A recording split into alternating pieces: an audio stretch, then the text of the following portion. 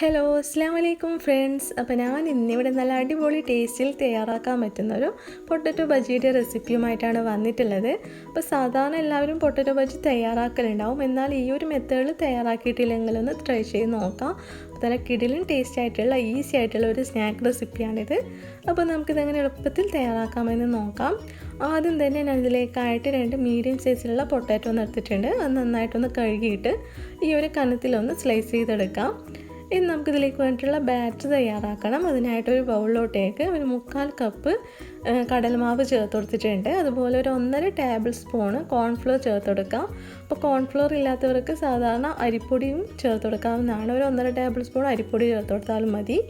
ഇനി ഞാനിതിലേക്ക് ഒരു ടേബിൾ സ്പൂൺ മൈദ ചേർത്ത് കൊടുക്കുന്നുണ്ട്. അതുപോലെ തന്നെ കുറച്ച് മല്ലിയില ഒന്ന് ചെറുതായിട്ട് കട്ട് ചെയ്ത് ചേർത്ത് കൊടുക്കാം. പിന്നെ ഇതിലേക്ക് ആവശ്യത്തിനുള്ള ഉപ്പ് ചേർത്ത് കൊടുക്കാം. പിന്നെ ഒരു 1/2 ടീസ്പൂണ് മുളക് പൊടി ചേർത്ത് കൊടുക്കുന്നുണ്ട്. അതുപോലെ ഒരു 1/4 ടീസ്പൂണ് നല്ല ജീരകം, അതായത് ചെറിയ ജീരകം ഒന്ന് ക്രഷ് ചെയ്ത് ചേർത്ത് കൊടുക്കാം.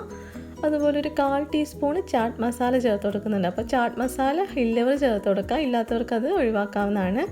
ഇനി അതിലേക്ക് ഒരു 1/2 ടീസ്പൂണ് ക്രഷ് ചെയ്ത് വെച്ചിട്ടുള്ള ചില്ലി ചേർത്ത് കൊടുത്തിട്ടുണ്ട്. അതുപോലെ ഒരു നുള്ള് ബേക്കിംഗ് സോഡയും കൂടിയും ചേർത്ത് കൊടുക്കാം. ഇതെല്ലാം കൂടിയിട്ട് നന്നായിട്ടൊന്ന് മിക്സ് ചെയ്തെടുക്കാം. അപ്പോൾ ചാട്ട് മസാല ചേർക്കുന്നില്ലെങ്കിൽ നിങ്ങൾക്ക് കായപ്പൊടി ഉണ്ടെങ്കിൽ അത് ഒരു നുള്ള് കായപ്പൊടി ചേർത്ത് കൊടുത്താലും മതി.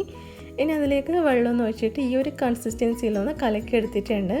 ഇനി നമുക്കിതൊന്ന് ഫ്രൈ ചെയ്യാൻ വേണ്ടിയിട്ട് ഓയിലൊന്ന് ചൂടാവാൻ വേണ്ടിയിട്ടൊന്ന് വെക്കാം.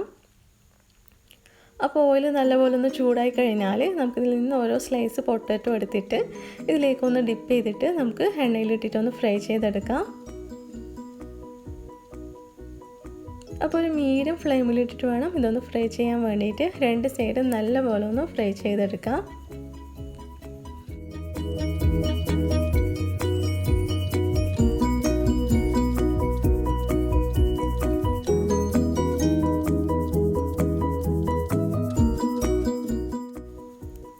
ഇതിപ്പോൾ നല്ലപോലെ ഒന്ന് ഫ്രൈ ആയി വന്നിട്ടുണ്ട്. നമുക്ക് എണ്ണയിൽ നിന്നൊന്ന് കോരിയെടുക്കാം.